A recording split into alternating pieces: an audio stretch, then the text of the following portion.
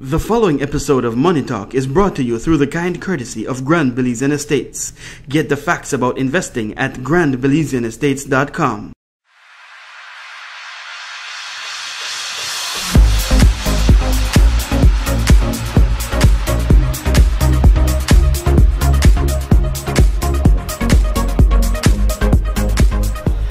Welcome back to Money Talk, where we tell you about what's going on in the economy today in Belize and around the world.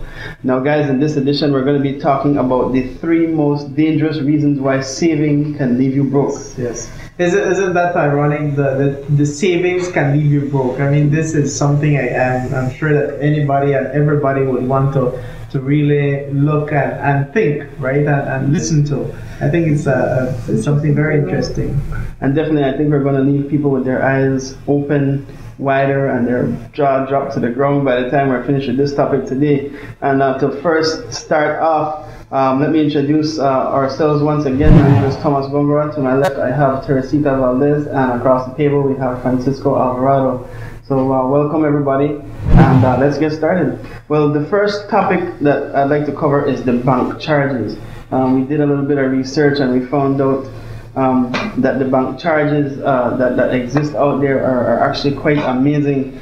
Most people should be familiar with some of these charges, but some people really don't know that they're being deducted this money from their account. If you're somebody who saves on a regular basis or has money going into your account on a regular basis but don't keep a track of it, you might not have noticed this. But I'll go on one of my own experiences. There's a certain bank out there where I used to save that they charge you simply just for having your account. I open an account for my salary to go in and come out on a day-to-day basis, or the day-to-day money that I use. And that bank charges $4.95, almost $5 a month.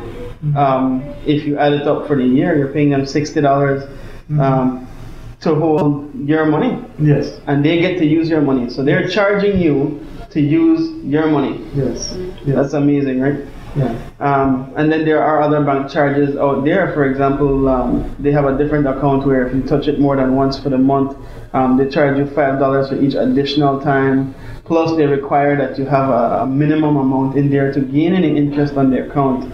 And we'll be touching more on the interest rates a little bit later on. And I think they can argue too that, look, we need these charges to really run the bank and so forth. But when you look at the disparity or the comparison between the interest rates that they're charging and the interest rates that they're paying back, it's a widespread. Yeah. It's a widespread. So you're already putting your charges there. Why you have to really burden us with additional fees? I mean, it's really something. Definitely. And so, go ahead, Nancy. And the funny thing is that they don't tell you it's a bank charge. They call it a commission, bank commission. That's what I found out. Yeah. Okay. So in some cases they call it a commission. In other cases, the fees are simply just hidden. In other cases, you don't even know what's happening with your money out there. So it's a better name, no? Commission. Commission. Commission. You feel like, they say, okay, all right. Like, probably you even get confused that you're the one getting it. Yeah. Not getting that commission. Yeah. Right? And then some of the other things that banks charge for out there, for example, some banks, in their defense, in an effort to have a greener environment, begin charging. If you request a slip from the ATM, some banks charge you for doing online transactions. Some banks charge you if you come to the bank to get your money and you didn't bring your passbook or your card, or depending which bank you go to.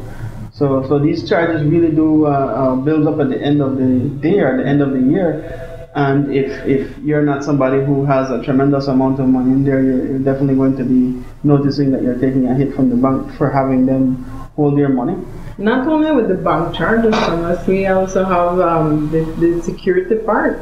Did you know that we don't have any form of insurance that would back up your savings?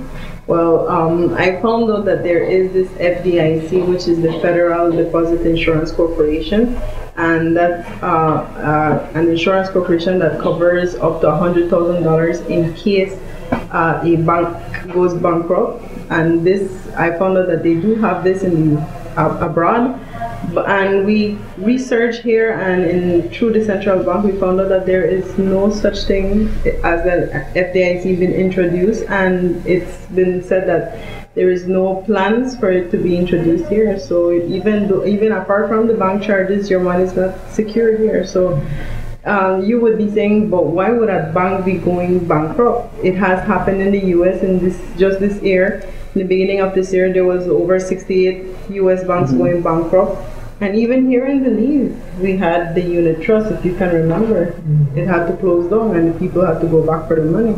The good thing, they could have gotten back, they were able to liquidate and give back the money to the customers, their clients. What would happen if a bank is not able to liquidate? What would happen to your money if you have over $100,000 saved? What would happen?